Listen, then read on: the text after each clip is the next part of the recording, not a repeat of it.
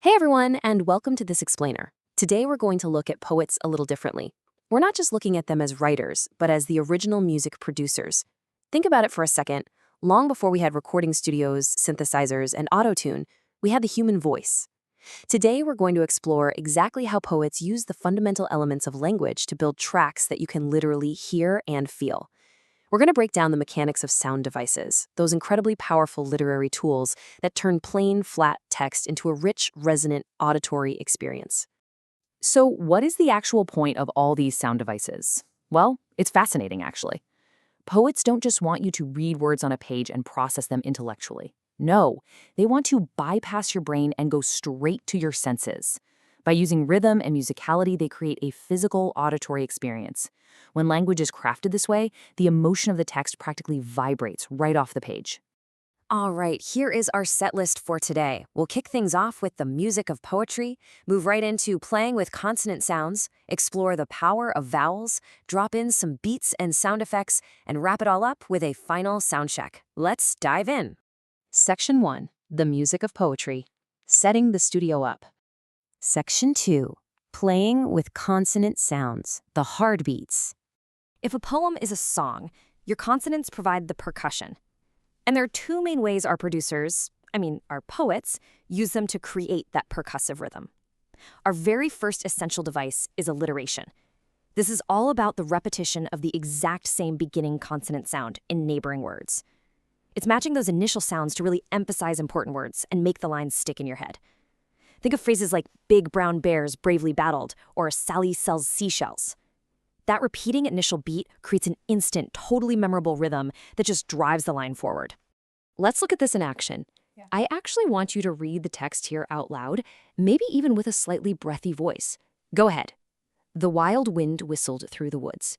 Do you hear how that repeated W sound literally mimics the whispering movement of the wind?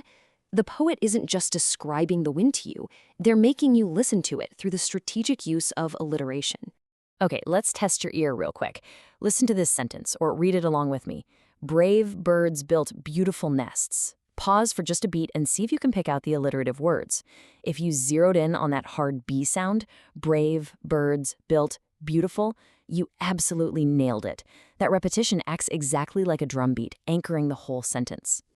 And this brilliantly illustrates the nuance between our two percussive devices. You see, while alliteration hits the very beginning of words, like the repeated B in big brown bears, our next device, consonants, places that repeating consonant sound in the middle or at the end of words. Take a look at the example here, lump and damp. The sound shifts from the front to the back, creating a really smooth, connected sound pattern that reinforces the mood of the piece. Let's see if you caught that subtle difference.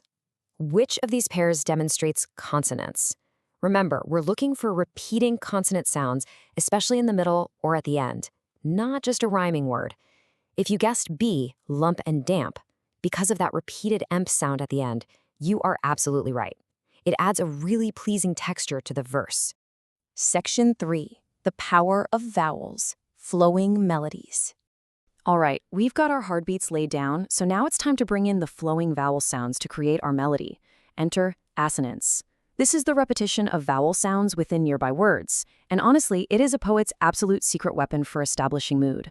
While consonants give us those sharp stops and hard beats, repeating internal vowel sounds creates a deeply pleasant, flowing musicality that strings words together, kind of like notes in a chord. Notice how that long A sound just keeps repeating across the sentence? Read it with me. The rain in Spain falls mainly on the plain. That repeating vowel is intentionally drawing your attention to key words and tying the entire line together musically. It flows. It's pleasant to the ear. And whether it's a long A or a long O, like in Go Slow Over the Road, assonance gives the language a beautiful, resonant hum. Of course, we can't possibly talk about melody without talking about the most famous melody maker of them all, rhyme. This is the repetition of similar sounds, usually at the very ends of words or lines. Think of rhyme as the catchy chorus in your favorite song. It gives poems that incredibly memorable structure and creates sound patterns that the human brain just instinctively loves to anticipate and resolve. Let's find the rhyme in this short couplet right here. The sun shines bright all day. Children laugh and run at play. Yep, Day and play lock perfectly together at the end of their respective lines to create a highly satisfying, really pleasant ending sound. It's simple, sure, but that structural pattern is exactly what makes poetry so incredibly easy to remember. Section 4. Beats and sound effects. Making it real.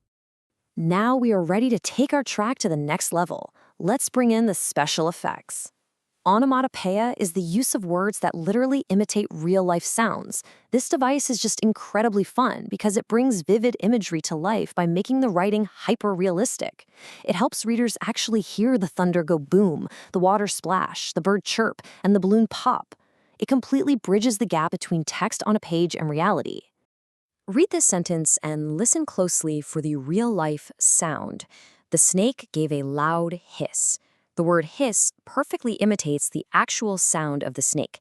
You aren't just reading about what the snake did, you are experiencing the auditory threat of the animal right there on the page.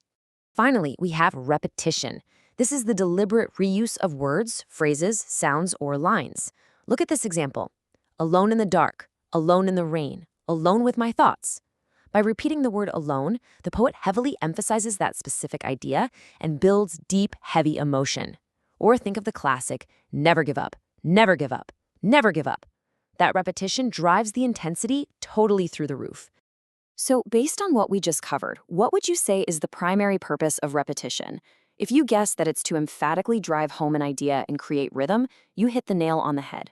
Poets and speakers don't repeat themselves because they've run out of words. They repeat themselves to build emotional intensity and create an undeniable, memorable beat. Section 5. The final sound check, putting it all together. Okay, you've learned the individual tracks, you know your hard consonants, your flowing vowels, your rhymes, your special effects, and your repeating beats. Now it's time to see how all these devices work together in a complete mix. This summary table is a fantastic cheat sheet mapping out all 6 of our sound devices. Take a moment to really lock this into your memory. You've got the initial consonants of alliteration with wild wind whistled, the internal vowels of assonance with rain in Spain, the ending consonants of consonants with lump was damp, the real-world mimicry of onomatopoeia with buzz, hiss, boom, the ending sounds of rhyme with cat, hat, and finally, the structural emphasis of repetition with never give up. Let's analyze this custom 4-line stanza together. I want you to read it aloud to yourself right now. The wild wind whispered in the trees. The leaves fell with the gentle breeze. Swish, swish went every leaf. Swish, swish brought brief relief. Try to spot the different devices layered within the text before we move on to the breakdown.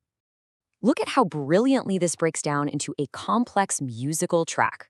The W alliteration in Wild Wind Whispered instantly sets a breathy mood. Then, the onomatopoeic swish swish acts simultaneously as repetition for deep emphasis, literally making you hear the leaves moving. And wrapping it all up, the end rhymes of trees and breeze and leaf and relief give the whole piece a perfect, deeply satisfying musical structure.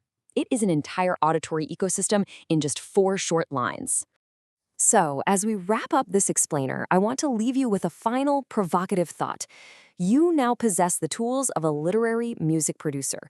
You know the secrets of alliteration, assonance, consonance, onomatopoeia, rhyme, and repetition.